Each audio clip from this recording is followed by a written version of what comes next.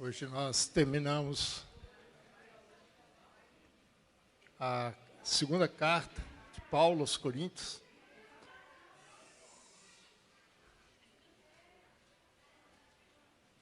E para mim tem sido assim um tempo muito bom de reflexão. Refletir sobre a palavra, né? Sempre é bom, mas principalmente para quem ministra, há um aspecto extra, né? Porque quando eu dava aula no seminário, na faculdade de teologia, eu costumava dizer que a palavra primeiro tem que falar nós, para depois para a gente poder passar para o outro, né? A gente não pode ensinar aquilo que a gente não aprendeu, né? E tem sido assim momentos muito importantes, né, para nós, para mim em especial, poder refletir mais, me aprofundar mais no conhecimento daquilo que as Escrituras têm nos legado. E a carta aos Coríntios, ela fala muito sobre sofrimento, sobre problemas dentro da igreja, as dificuldades, porque a gente tem algumas pessoas têm a ilusão de que a igreja é perfeita, né? A igreja espiritual é perfeita.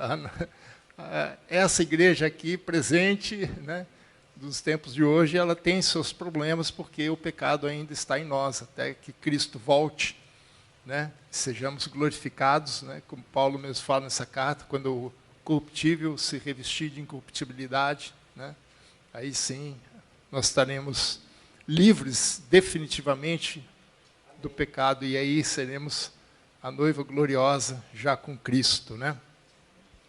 E esse último capítulo, Paulo faz algumas pequenas reflexões. Ele vai fechar o assunto, né, que ele vem tratando. Principalmente essa segunda carta, ele faz uma defesa do seu ministério. E tem momentos que assim, Paulo é muito contundente nas suas palavras.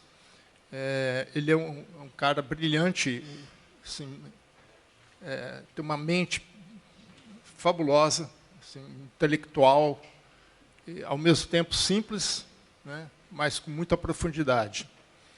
E terminando esse texto, né, terminando a sua carta, Paulo faz algumas reflexões, faz algumas considerações finais para deixar para a igreja. E eu queria expor essas reflexões, pensar um pouco nisso. Eu sei que o tempo é curto, então eu convido os irmãos que, durante esse tempo aí, possam ler novamente essa carta, já com outros olhos, com um outro entendimento, e permitir que o texto fale pessoalmente a você, de algo pessoal. Que a palavra ela é coletiva, mas ela também é pessoal. Falar com você, naquilo que você tem passado, naquilo que você tem lutado contra, né? E que a nossa luta aqui só vai terminar quando Jesus voltar, né? Então, eu queria fazer essas 4 reflexões que Paulo deixa para nós, como, vamos dizer assim, uma síntese de tudo que ele falou, de tudo que ele disse. Então, vamos começar com o capítulo 13, versículo 1 e 2. Vamos lendo, para não ler todo o texto, nós vamos lendo os versículos e refletindo sobre eles. Versículo 1 e 2. Essa é a terceira vez que eu vou ter convosco. Por boca de 2 ou 3 testemunhas, toda a questão será decidida. Já o disse anteriormente e volto a dizer, como fiz quando estive presente pela segunda vez. Mas agora, estando ausente, eu digo que aos que outrora pecaram, e a todos os mais que, se outra vez for, não os pouparei. O que Paulo está refletindo aqui é sobre a disciplina na igreja. Paulo fala muito, principalmente nessa carta, nessa segunda carta. Na primeira também, principalmente no início da primeira carta, mas nessa segunda carta ele fala muito sobre disciplina na igreja. E a reflexão que ele deixa para mim, né, para nós, é que o pecado deve ser tratado com seriedade. E as duas maneiras, na verdade, para você tratar o pecado dentro da igreja, é primeiro o ensino correto, ensino que Paulo chama de sã doutrina. Mas, em alguns momentos, é necessário haver uma disciplina mesmo. Trazer a pessoa que pecou, conversar com ela, tratar com ela, ver o que está acontecendo e tentar corrigir isso. Porque o pecado é como um câncer, né, que ele vai tendo as suas metástases, né? Então, se não for tratado corretamente, isso pode prejudicar toda a igreja. E Paulo sabia que a missão dele era apresentar a igreja como uma noiva pura diante de Deus. E ele começa esse texto falando que é a terceira vez que ele vai lá. Nós não sabemos quando foi a segunda vez, nós sabemos quando foi a primeira e a terceira, mas a segunda não tem registro em Atos. Lembrando os irmãos que Paulo está em Filipos, ele está na metade da terceira viagem missionária, né? Ele passou por Éfeso, ficou um tempo em Éfeso, teve que sair de Éfeso por conta do tumulto que houve lá, e lá em Éfeso ele recebe uma comitiva que veio de Corinto, trazendo alguns problemas que estavam acontecendo lá, e foi nesse período que ele escreveu o que nós chamamos a primeira carta, mas que na verdade é a segunda, e também a terceira. A primeira carta a gente não sabe quando, possivelmente também lá. E aí Paulo, quando ainda está em Éfeso, possivelmente ele fez uma viagem rápida até Corinto. Não dá para ir de navio, né, direto de Éfeso até Cencreia, que é uma cidade próxima, só que do lado oriental do Peloponeso, né, da Ática, e atravessar 8 quilômetros até chegar a Corinto, né? Esse era o caminho que normalmente eles faziam. Então, possivelmente aí, em algum momento, ele aproveitou, deu um pulinho lá, conversou com as pessoas e voltou. Por isso que ele fala que já esteve uma segunda vez. E agora ele está dizendo que ele precisa ir lá uma terceira vez para tratar o assunto. Possivelmente ele não estava pensando em passar por lá. Paulo, como ele tinha uma visão de abrir frentes, possivelmente ele tivesse na mente alguma coisa diferente, uma viagem diferente, talvez, como ele escreve em Cencreia, né? Escreve para a igreja de Roma, dizendo que ele tinha pretensões de ir para Roma, e de Roma pretendia ir para a Espanha.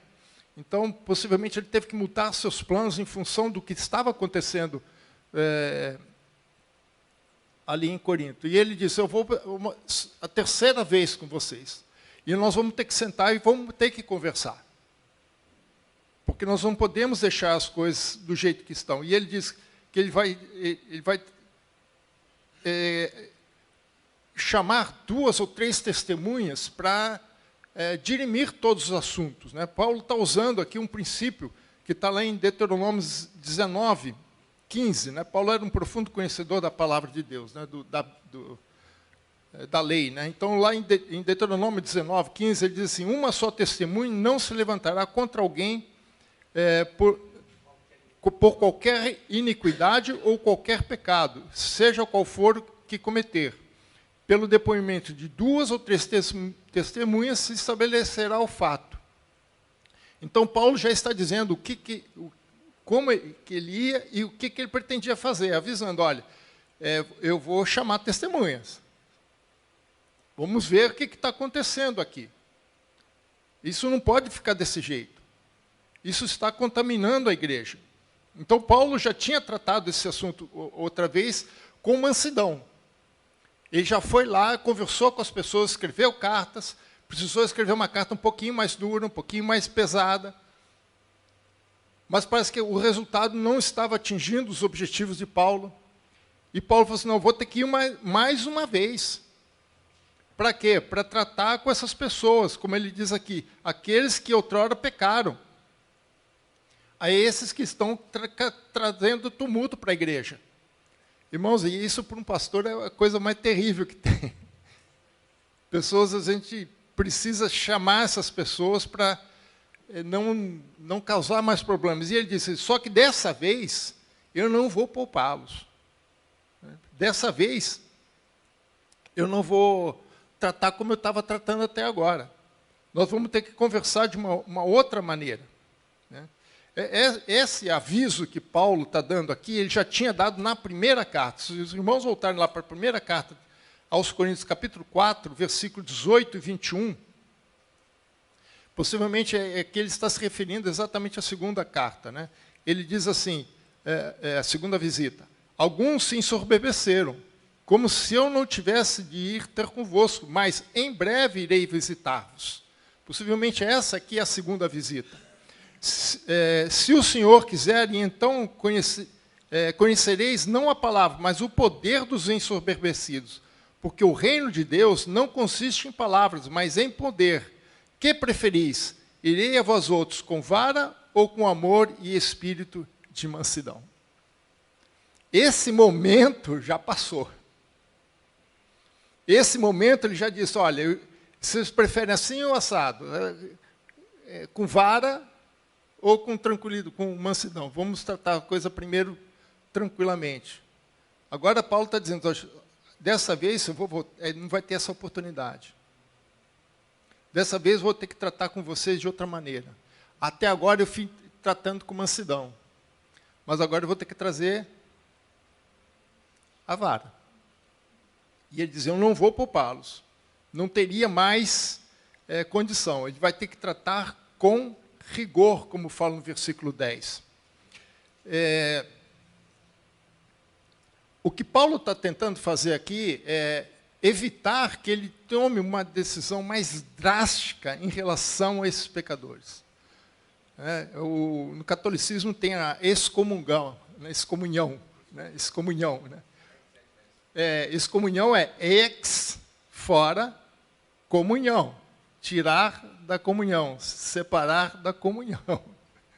E, às vezes, infelizmente, a gente tem que fazer isso, né? Como um câncer, né? Às vezes a gente tem que ir lá e tirar fora. E é isso que Paulo não deseja fazer, mas talvez ele precisasse fazer. Irmãos, não se assustem, porque isso, o próprio Jesus orientou os seus apóstolos para isso. Veja como Jesus expõe isso no capítulo 18 de Mateus. Mateus 18, versículo 15 e 16. Ele diz assim, se teu irmão pecar contra ti, vai arguí-lo entre si e ele só. Se ele te ouvir, ganhaste o teu irmão. Tudo bem, você vai lá, bate um papo com ele, está tudo certo, tudo certo. Se ele se arrependeu, voltou atrás, acabou, morreu o assunto. Se, porém, não te ouvir, torna ainda contigo mais uma ou duas pessoas. Para quê? Testemunharem. Para que, pelo depoimento de 2 ou 3 testemunhas, toda a palavra se estabeleça. É exatamente isso que Paulo está tentando fazer aqui. Então, a disciplina na igreja, Jesus também tratou. Tem um blogueiro aí que falou assim, criticou muito o Antigo Testamento, achando que o Deus do Antigo Testamento é muito bravo, né? Não vou ficar só com Jesus. Queria que ele lesse esse texto. Né? Queria que ele lesse esse texto, para entender que o amor não afasta a justiça. Né? Então, você traz 2 ou 3 testemunhas. E se ele não os atender, dize-o à igreja. É o que Paulo vai fazer na terceira vez. Vamos juntar a igreja aqui. Agora não tem jeito. A gente vai tentando fazer aqui, paulatinamente. Não deu certo? Vai à igreja. E se recusar a ouvir, também a igreja, sabe o que ele faz? Considere como gentil ou publicano. Sabe o que significa isso? Excomunhão. Considere ele como se fosse cristão. Ele pode estar até dentro da igreja, o que vai complicar um pouquinho. Mas não o trate como membro da igreja. Trate como visitante. Não deixe que ele participe das atividades da igreja. Pode assistir o culto. Mas ele é como se fosse uma visita. Alguém que não é da igreja. Então, Paulo está usando o mesmo princípio que Jesus está dizendo aqui. E o que ele queria evitar era justamente isso, considerar aquelas pessoas como gentios e publicanos. Então, Paulo não abre mão da disciplina na igreja para corrigir os desvios da igreja, seja de ordem coletiva ou seja de ordem individual. No coletivo é mais fácil, porque você trata isso dentro de uma doutrina, né, de expor o que a palavra de Deus fala, mas o individual é um pouquinho mais complicado. Por isso que o pecado deve ser levado a sério. E a disciplina visa corrigir os desvios da igreja. Então, a primeira reflexão que Paulo nos traz é sobre essa disciplina. Ela precisa haver dentro da igreja. Porque é a disciplina que vai corrigir esses erros, os extremos, atitudes de pessoas erradas, de pessoas que não querem se arrepender. Porque o pecado não pode ser tratado levianamente, ele tem que ser tratado a sério. A segunda reflexão que Paulo faz nessa carta está no versículo 3 e 4. Posto que buscais provas de que em mim Cristo fala, o qual não é fraco para convosco, antes é poderoso em vós, porque de fato foi crucificado em fraqueza, contudo vive pelo poder de Deus. Porque nós também somos fracos nele, mas vivemos com ele, para nós outros, pelo poder de Deus. A segunda reflexão que Paulo faz aqui é sobre a submissão às autoridades. E a autoridade maior dentro da igreja, a autoridade última da igreja é Cristo. Cristo é a referência de autoridade dentro da igreja. O grande problema quando a gente trata de autoridade na igreja é que, às vezes, as pessoas mistificam um pouco isso. Com sinal, é o pastor, então, amém, glória a Deus, aleluia. E se o pastor que tiver com problema? Paulo também fala da disciplina pastoral, mas só que está lá em 1 Timóteo, não aqui. Ele também trata da mesma forma. O pastor também, se estiver se desviando, ele também deve ser tratado. O pastor não é melhor do que qualquer membro. Mas aqueles que são designados por Deus para estar à frente da igreja, e se ele estiver caminhando dentro daquilo que Deus quer, do que a Bíblia quer, dentro do padrão de Deus, ele é a autoridade de Deus ali. Ele é o representante de Deus. Então, o que estava acontecendo aqui, veja que Paulo está dizendo, vocês estão buscando prova contra mim. Mas que tipo de prova é isso, né? É a prova da autoridade de Paulo. A prova de que ele realmente tinha autoridade apostólica. Possivelmente a igreja estava sendo influenciada por esses falsos apóstolos que haviam adotado alguns critérios para dizer assim, se aquela pessoa era ou não era apóstolo. Né? Então, essas pessoas estavam procurando na vida de Paulo o que Paulo estava fazendo, se realmente Paulo preenchia aqueles requisitos. Mas veja, quem estava estabelecendo os requisitos?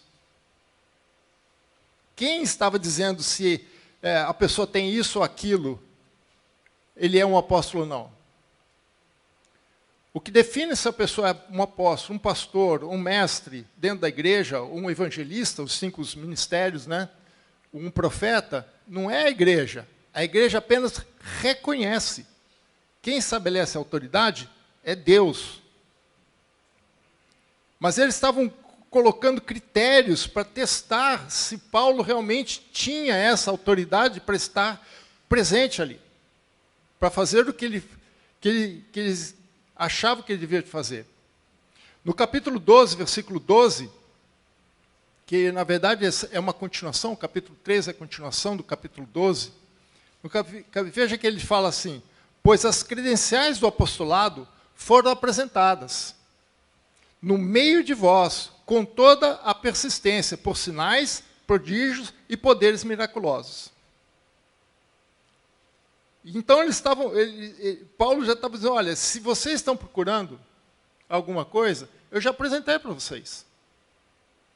O que possivelmente estava acontecendo é que eles estavam criando novos critérios, novas provas. Estavam querendo achar alguma coisa para acusar Paulo de que ele não tinha autoridade.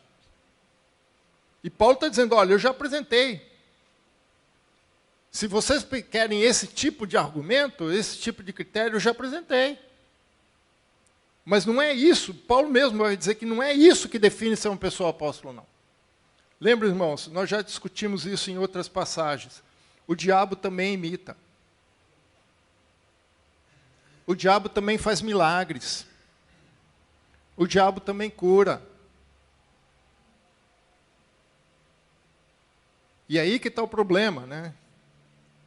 Se a gente ficar muito impressionado com aquilo que a pessoa faz, nós podemos ser enganados. Porque nós estamos usando critérios não bíblicos para definir se uma pessoa tem autoridade ou não. E nós podemos acabar dando autoridade a uma pessoa que não tem autoridade, delegada por Deus. Agora, por Paulo ter sido comissionado por Cristo, a oposição à autoridade de Paulo estava sendo, na verdade, uma oposição à autoridade de Cristo. E o modelo de ministério que Paulo apresenta era o próprio Cristo. Porque ele vive pelo poder de Deus, né? Então,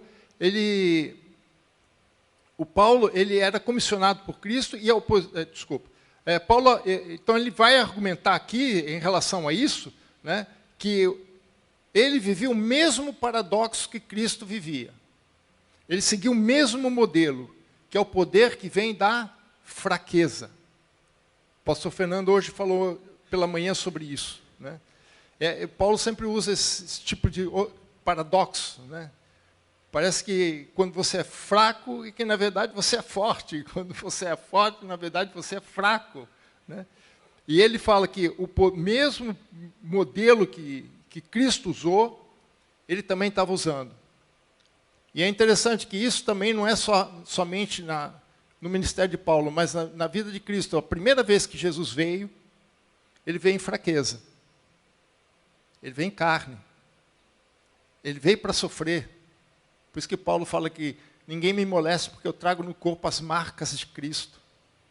E a gente leu aqui no capítulo 11 essas marcas de Cristo. Jesus veio em mansidão. Jesus veio para salvar. Jesus veio para trazer perdão, restauração. Jesus veio para trazer o amor de Deus ao mundo, apresentar a graça de Deus. Mas e a segunda vez, como é que ele vem?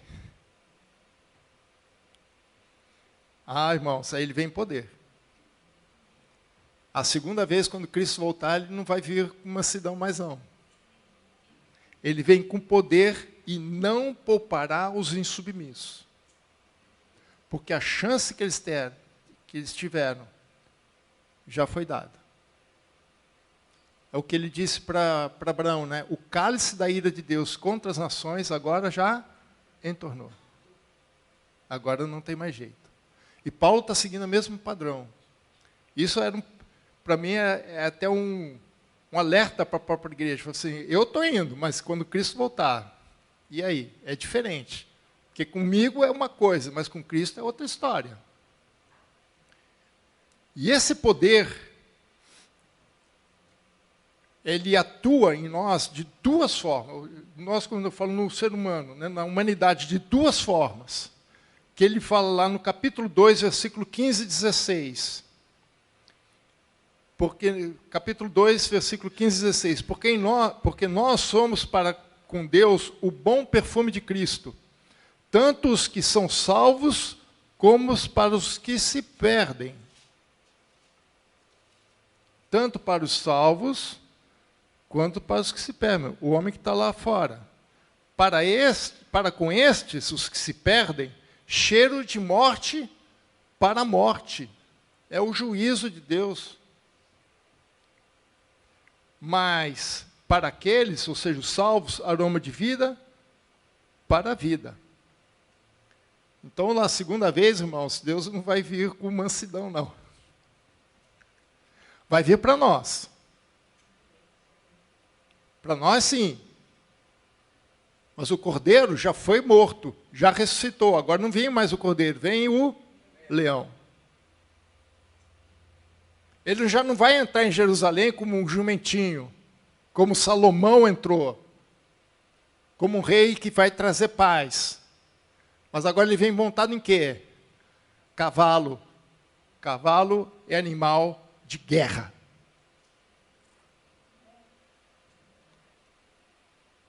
Então, o poder e não a fraqueza vai marcar a terceira visita de Paulo à cidade. Assim como o poder e não a fraqueza marcará a volta de Cristo à terra. Então, nós devemos tomar muito cuidado com isso, porque Jesus é a autoridade máxima.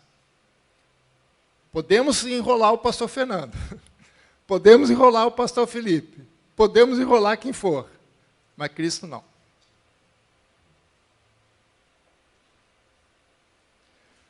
A terceira reflexão que ele nos traz aqui é sobre autenticidade. O que significa autenticidade? É o nosso compromisso com Cristo. Ele tem que ser autêntico. Veja o versículos 5 e 6.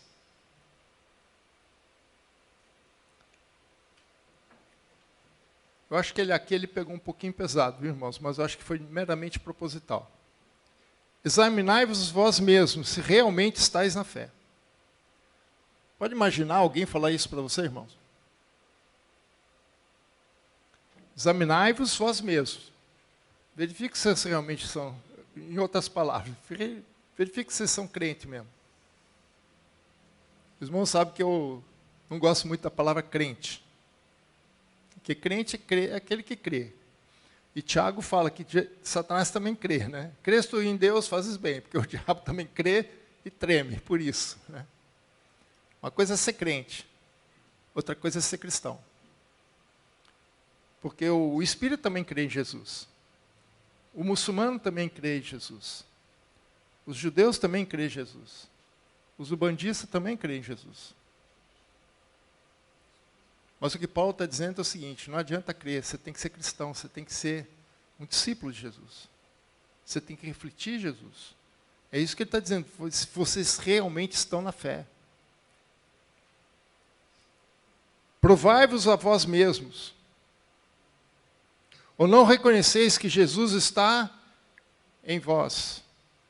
Se não é que já estáis reprovados. Mas espero que reconheçais que não somos reprovados. A palavra dele é bastante contundente aqui, irmãos. Porque quando ele fala assim, examinai se realmente, né? Ele está dizendo, ponham à prova a autenticidade do seu relacionamento com Cristo. Vocês são crentes autênticos? A tua fé é autêntica, é real? Ou é, usando uma terminologia mais moderna, é virtual? Hoje em dia é problema, porque hoje em dia tem até uma igreja virtual. Metaverso. Tem uma igreja, metaverso. Metaverso é a realidade virtual. Quem conhece algumas pessoas aqui da área de computação sabem o que é o metaverso. Tem uma igreja metaverso, faz batismo e tudo, mas é tudo o quê? Virtual. Fé virtual. E ele está dizendo, examine-se. E aqui o examinar é assim, põe uma prova. Mas não é uma prova de múltipla escolha, não. É uma prova na prática. Funciona? Se for você colocar a tua fé para funcionar, ela vai funcionar? Os irmãos sabem que eu sou formado em engenharia, né? Engenharia elétrica, né? Então, na faculdade, metade das matérias, pelo menos as técnicas, não as teóricas, né? Matemática, física, mas as técnicas, né? Era assim, era uma aula teórica na sala de aula e outra hora prática no laboratório. A gente ia para a sala de aula, tinha todas as equações, aquelas formulações teóricas da matéria, do assunto, coisa e tal. Aí ia para o laboratório e falava, vamos ver se isso aqui funciona. Para saber se aquilo funciona mesmo. É pôr à prova, é isso que significa. Funciona? A tua fé funciona? Examine aí. Põe na prática aí. Como é que ela vai ficar? Vai funcionar? Então, o que Paulo está chamando a atenção é isso. Olha, põe à prova o relacionamento. O seu relacionamento com Cristo é autêntico, ele funciona. Vocês são cristãos autênticos, reais? Aí depois ele continua, né? provai-vos a vós mesmos. Aqui é olhar o resultado daquilo que foi testado, né? É verificar, ver se aprova ou não. Se você está aprovado depois do exame ou não. Então, primeiro você faz o teste, depois você vê o resultado. Qual o resultado? O que aconteceu com a prova que você fez? Você passou... A palavra original, ela tem ela objetiva a aprovação, não a reprovação, mas a aprovação. Porque o objetivo do professor, quando dá prova, não é reprovar o aluno. Apesar que tem uns professores aí que parece que é isso, né? Mas o objetivo é fazer uma avaliação para aprovar. Eu falava para meus alunos, olha, para mim vocês são 10. Vocês que têm que provar que eu estou errado. Porque o objetivo é sempre ser aprovado. Então, eles deveriam examinar-se a si mesmo e não a Paulo. Porque Paulo já tinha dado uma série de comprovações do seu ministério. Eles mesmos, lá no capítulo 1, ele mesmo fala que eles eram a prova do ministério de Paulo. O que Paulo também está dizendo aqui é o mesmo conceito que Jesus dá em Lucas, capítulo 6, versículo 41 e 42. Jesus dizendo assim, porque o que vês tu, Lucas 6, 41 e 42, porque vês tu o argueiro no olho do teu irmão, argueiro é cisco, porém não reparas na trava que estava no teu próprio.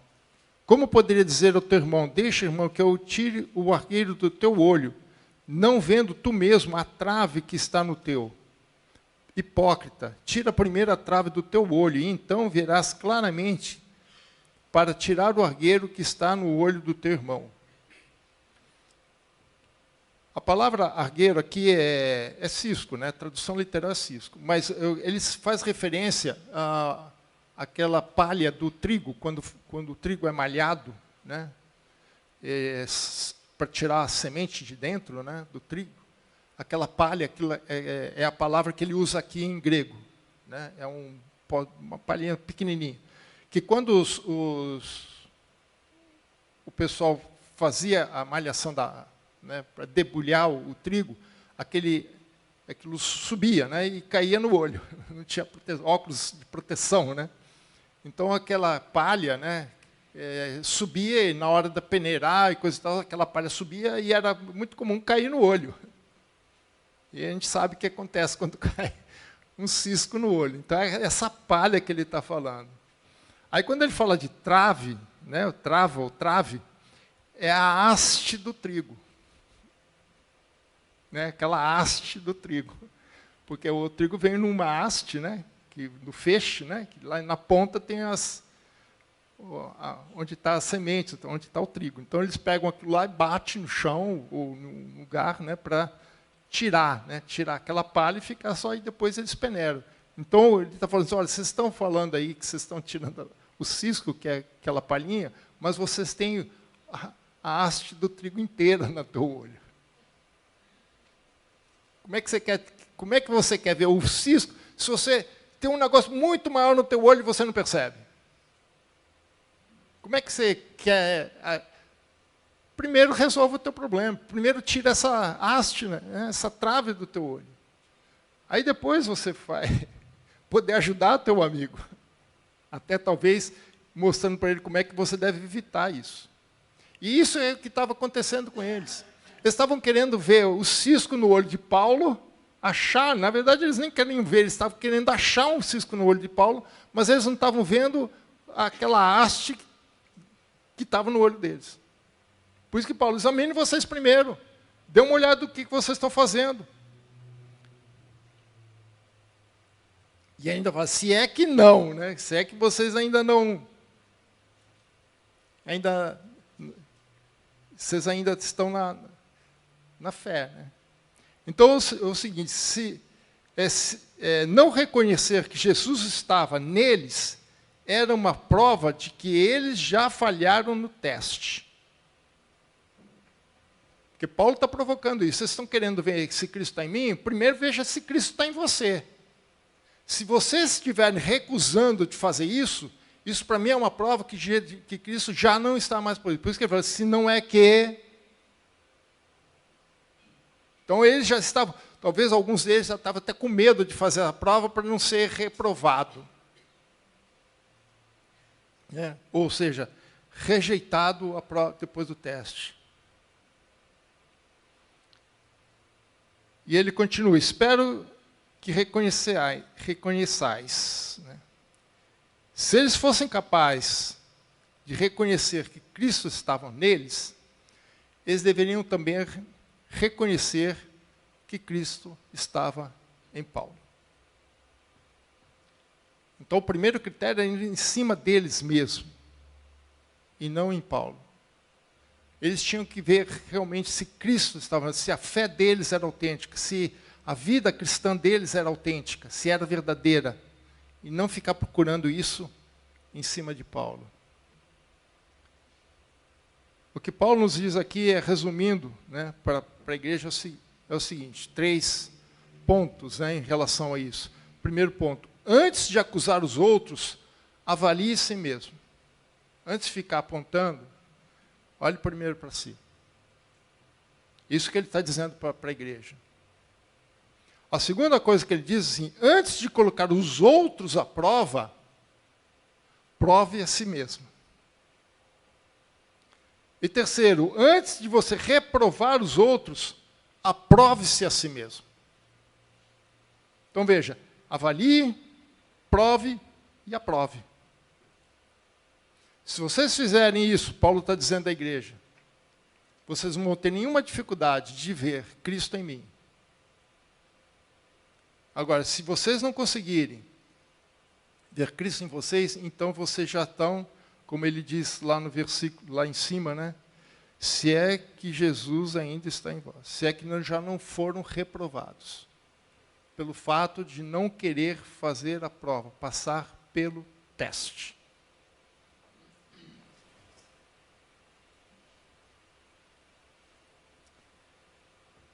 E o quarto ponto, a quarta reflexão que Paulo traz aqui, versículos 7 a 9. Estamos orando a Deus para que não façais mal algum. Não que simplesmente pareçamos aprovados, mas para que façais o bem. Embora sejamos tidos como reprovados, porque nada podemos contra a verdade, senão em favor da própria verdade. Porque nos regozijamos quando nós estamos fracos em vós. Fraco e vós fortes. E isso é o que pedimos, o vosso aperfeiçoamento. A quarta reflexão que Paulo fala é sobre integridade. É o aperfeiçoamento da fé pela obediência. E lembrando que a autoridade maior na igreja é Cristo. Os seus pastores, seus líderes são comissionados por Cristo. Os pastores também têm que estar debaixo da autoridade de Cristo. E se estiverem debaixo da autoridade de Cristo, a igreja também tem que estar debaixo da autoridade de Cristo. Nós vamos ter que caminhar por esse caminho. E o aperfeiçoamento da igreja, a integridade da igreja, depende dessa obediência. Por isso ele começa assim, estamos orando. Por 2 vezes nesse texto ele fala em oração. Estamos orando. Ou seja, Paulo sabia que há situações que nós não podemos resolver por nós mesmos. Por mais que a gente queira, por mais que a gente... Às vezes é uma questão de impossibilidade, incapacidade. Nós não somos super apóstolos como aqueles que estavam acusando Paulo. Nós não temos capacidade de fazer tudo. Né? E nem toda situação está na nossa mão. Nem sempre nós podemos fazer alguma coisa. Às vezes a pessoa precisa fazer alguma coisa. Mas ele sabia que Deus pode. Ele sabia que o sobrenatural de Deus pode. Então ele colocava todas essas coisas na mão de Deus. Aquilo que eu posso fazer, eu faço. Até onde eu posso ir, eu vou. Daqui para frente é só Deus. E Paulo já estava chegando... Não que Paulo não orasse pela igreja, mas estamos especificando problemas que ele estava encontrando. A gente ora pela igreja, ora pela edificação da igreja, pelos problemas que as pessoas estão passando. Mas aqui não é um problema simples, é um problema de doença, coisa e tal. É um pouco mais sério o problema aqui. Então ele sabia que a única solução que ele tinha, o único caminho que ele tinha para ajudar aquelas pessoas era através da oração. Olha, daqui para frente, vocês estão na mão de Deus. E ele diz, para quê? Qual o objetivo? É para que vocês não façam mal nenhum. Ou seja, Paulo está dizendo em outras palavras assim, pensem bem o que vocês vão fazer, bichão. Não faça nenhuma bobagem. Para que depois você não se arrependa depois. Porque ele está colocando na mão de Deus. Para que vocês não façam nenhum mal. Para que vocês não prejudiquem, acima de tudo, a igreja de Cristo. Paulo está chamando a igreja a uma reflexão sobre a sua conduta em relação aos problemas que a igreja estava enfrentando. A igreja precisava tomar atitudes, eles não estavam tomando. A igreja precisava tomar algumas ações e eles não estavam tomando. E Paulo está dizendo, ó, pensa bem o que vocês estão fazendo. Porque o caminho que vocês estão seguindo aqui não é um caminho que vai dar um lugar bom. Vai ter problemas na frente. E ele continua, nada podemos contra a verdade. É isso que Paulo estava querendo, estabelecer a verdade. Quando se estabelece a verdade, então você não tem como contestar a verdade. Não tem como você fugir. É isso mesmo, e daí? Como diz alguém, uma jornalista aí, o choro é livre. Mas a verdade é estabelecida. Qual é a verdade em nossas vidas? Qual é a verdade da igreja? Ou seja, Paulo está dizendo assim para a igreja, olha, vamos colocar tudo em pratos limpos. Vamos sentar aqui e conversar, vamos colocar tudo em pratos limpos, vamos ver o que está acontecendo realmente. Vamos ver com quem está a verdade e quem foi aprovado por ela ou não. Vocês estão me questionando, agora vamos sentar, vamos colocar aqui, vamos fazer um tete-a-tete. Ou como as mulheres gostam de fazer com seus maridos, né? Vamos discutir a relação. Vamos conversar aqui, vamos trocar aqui as ideias. E é isso que Paulo está falando. Se a gente colocar tudo em pratos limpos, a verdade vai ser estabelecida. E aí nós vamos ver quem está aprovado e quem não está.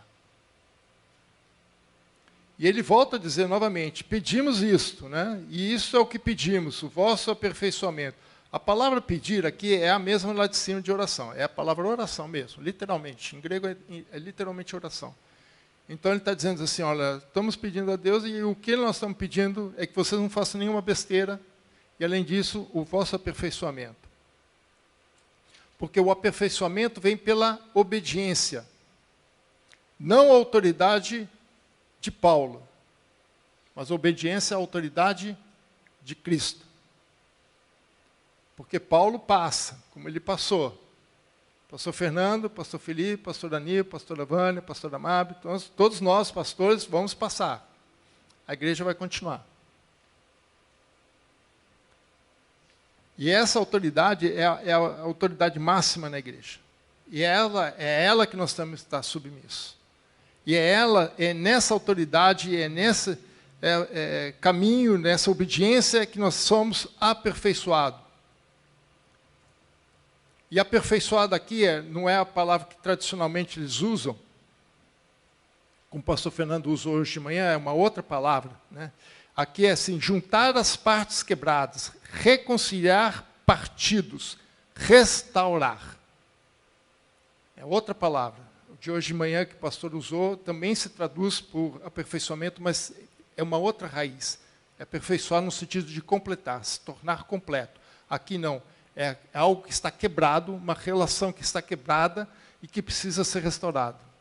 Ele também era usado na medicina para dizer colar os ossos. É nesse sentido. Reconciliação. A igreja precisa de reconciliação. Precisa se restaurar em relação a esse problema. É isso que Paulo está orando. Por essa restauração da igreja. Para que aquilo que está quebrado seja unido. Seja reconciliado. para que não haja mais divisões na igreja.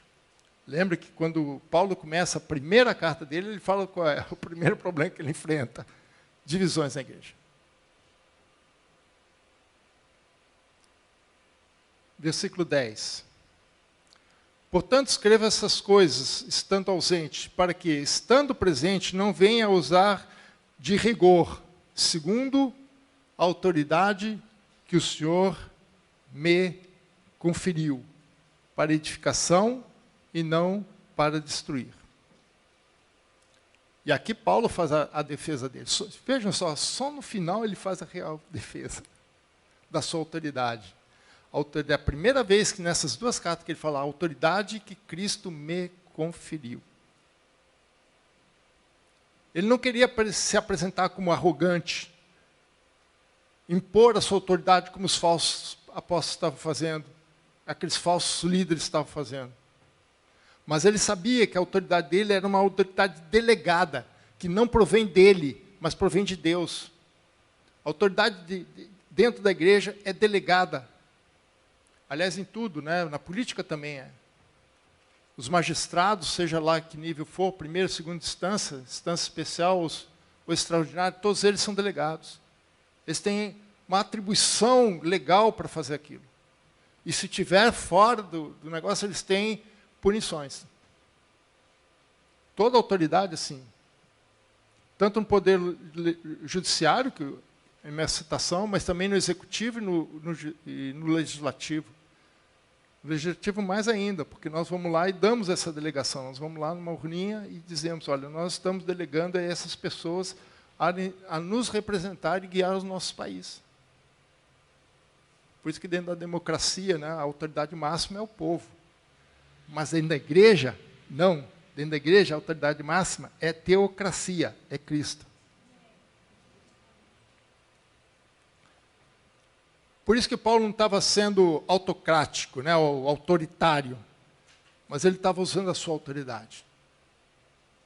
Eu, particularmente falando, eu tive muita dificuldade, um certo tempo, com isso, comigo. Né, para não me parecer que eu sou autoritário. Mas se Deus nos conferiu uma autoridade, nós devemos exercê-lo segundo os propósitos de Deus. E o propósito que ele tinha aqui, que Deus deu a Paulo, que é a mesma que Deus deu ao pastor Fernando, a mim, a todos os pastores e líderes da igreja, é a edificação da igreja. É o que ele fala aqui, olha, não, para edificação e não para destruição. Então, o objetivo da autoridade não é para objetivos pessoais, próprios, para satisfação aos seus próprios egos, ou suas próprias necessidades, como estavam fazendo aqueles falsos apóstolos, que eles queriam status, que eles iam se apresentar, ser o bambambam da igreja. Mas para realizar a missão confiada por Deus, que é a edificação da igreja.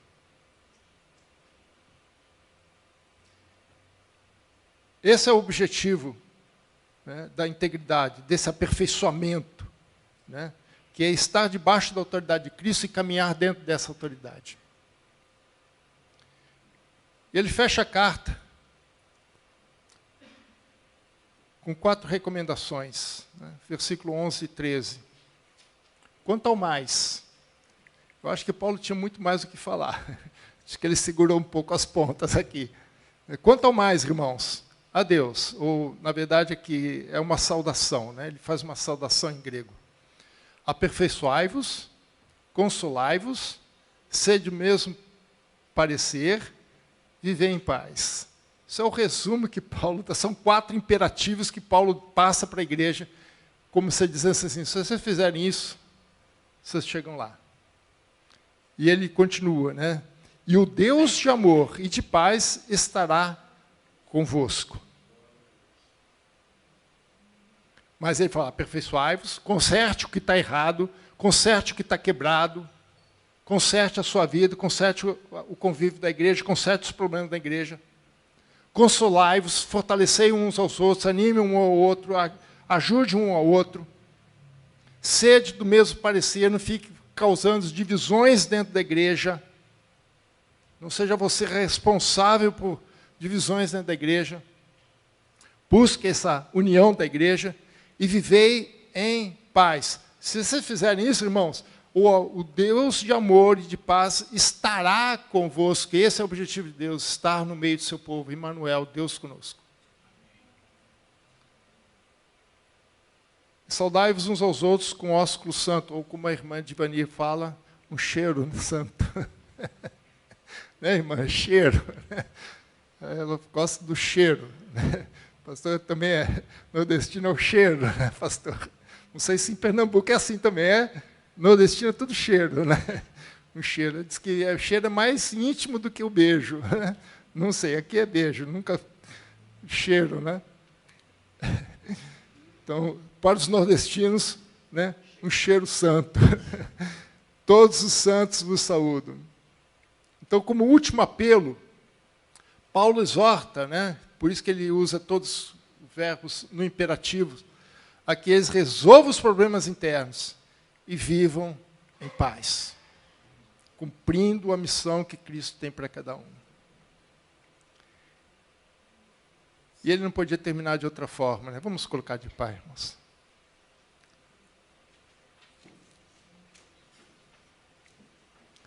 Eu não vou ler esse versículo, não. Vou pedir para o pastor Fernando ler esse versículo.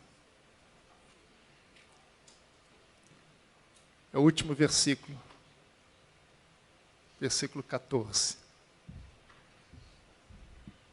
Pastor, é a bênção apostólica. Amém, queridos? Esse é um texto bastante conhecido, né, da igreja, do povo de Deus. E Paulo vai nos dar essa bênção apostólica. Foi daqui que surgiu a bênção apostólica que nós ministramos para a igreja. Vamos ler juntos? A graça do Senhor Jesus Cristo e o amor de Deus e a comunhão do Espírito Santo sejam com todos vós. Outra vez, a graça do Senhor Jesus Cristo e o amor de Deus e a comunhão do Espírito Santo sejam com todos vós. Amém. Estava pensando aí, cada pessoa da Trindade operando. Um opera a graça, um que é o Pai é amor, né? João fala que ele é amor, e o Espírito Santo que vai viabilizar a comunhão, a koinonia. Amém? Vamos orar. Senhor, nós te louvamos por esta carta tão especial, tem sido tão bom estudar as duas cartas de Paulo aos Coríntios que chegaram até nós e aprendermos lições preciosas para as nossas vidas. Que pena que nem todos valorizam aí fora esses estudos, essas contribuições que vão redundar para a eternidade. São quase 2000 anos que Paulo escreveu ambas e até hoje elas continuam edificando as nossas vidas. Que sejamos humildes em reconhecer que as Escrituras Sagradas são suficientes para fortalecer, edificar, fundamentar, consolar o teu povo. Nós oramos, ó Deus, para que o Senhor abençoe a tua igreja local, os membros desta igreja, e que possamos crescer e continuar na graça de Cristo Jesus. E como foi lido, foi proclamado hoje à noite aqui por cada membro aqui presente e até pelos que estão em casa, nós dizemos para nós e para toda a igreja na terra, que a graça imensurável do nosso Senhor e Salvador Jesus Cristo, a doce presença do Espírito Santo, que é amor, que traz a comunhão para conosco, e o amor de Deus Pai, que nos chamou quando nós ainda éramos pecadores e morreu por nós, dando o seu Filho, estejam sobre todos aqui presentes e estejam também sobre todos aqueles que se dizem e fazem parte da tua igreja, espalhados por sobre a terra. Oramos agradecidos e que tenhamos uma excelente semana e que o Senhor nos conduza em triunfo. Entregamos o mês de julho em tuas mãos. Esse é o primeiro domingo e nós ofertamos a ti as nossas vidas, os nossos talentos, os nossos dons. Entregamos a nossa despensa, Senhor. Entregamos a nossa casa. Oramos pelos profissionais autônomos, liberais, vendedores, corretores, costureiros, todos aqueles que são autônomos. Que o Senhor traga a tua provisão sobre sua vida, sua casa, sua despensa. Que esse mês de julho seja um mês extraordinário, de de coisas tremendas que o Senhor fará. E quando nós menos esperarmos e estivermos descansando no Senhor, o Senhor trabalhe por nós, peleje por nós e nos surpreenda a cada dia do mês de julho. Nós ofertamos a Ti as nossas vidas, entregamos a Ti o nosso Brasil, entregamos Jerusalém, Israel e oramos pela casa de Israel, para que seus olhos sejam removidos. Nestes dias que eles celebrarão a destruição do templo de Jerusalém por 2 vezes, o Senhor traga uma palavra de esperança à casa de Israel e abra os seus olhos para que eles reconheçam que Jesus é o Messias, o nosso Senhor e o nosso Salvador. Muito obrigado por tudo, Senhor. No nome de Jesus oramos. Amém.